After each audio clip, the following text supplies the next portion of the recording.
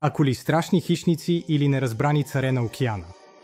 Нека се гмурнем дълбоко под вълните, за да разкрием истината. Съществуват над 500 вида акули, от миниатюрните фенерни акули до огромните китови акули.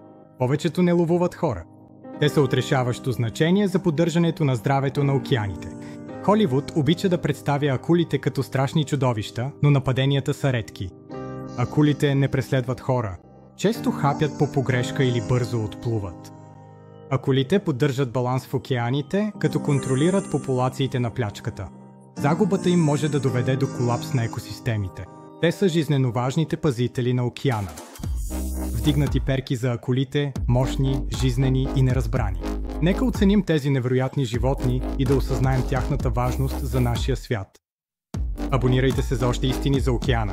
Помогнете за разпространение на осведомеността относно опазването на морската среда и важността на защитата на нашите океани. Присъединете се към нашата общност още днес.